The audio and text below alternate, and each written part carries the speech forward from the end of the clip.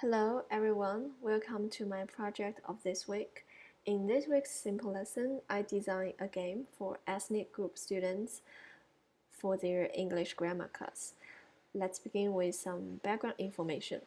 As a teacher myself in my hometown where lives 25 minority groups, a problem I notice is that when ethnic group students enter school to receive formal education, which is dominated by majority culture, they become more like their peers from dominant group and alienate from their own culture.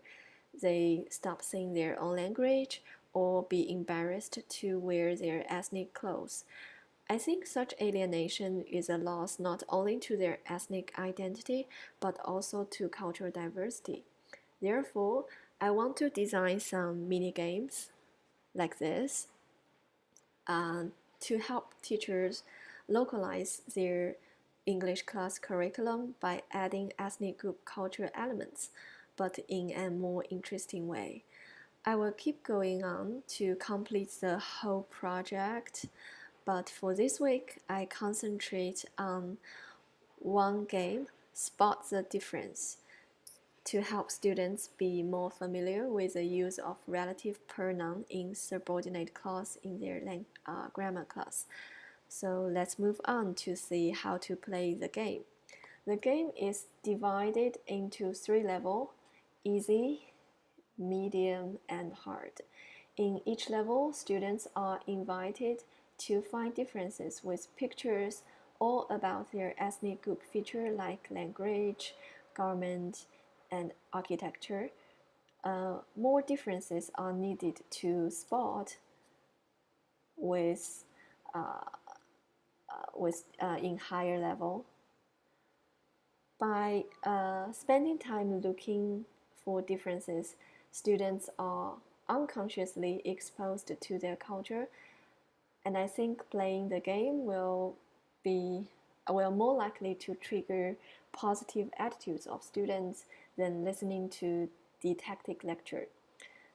Also, in each level, in addition to spot the difference, students are also required to finish two grammar tasks about the use of subordinate clauses. The sentence used in the grammar test or describe cultural facts regarding to the relevant picture in that game level. Difficulty will increase from multiple choice to sentence completion and then to translation. So in this way, students will gain familiarity with the grammar step by step and at the same time learn more about their culture unconsciously.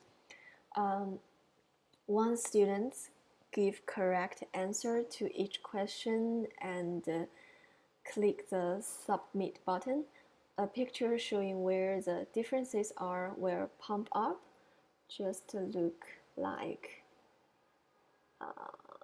this.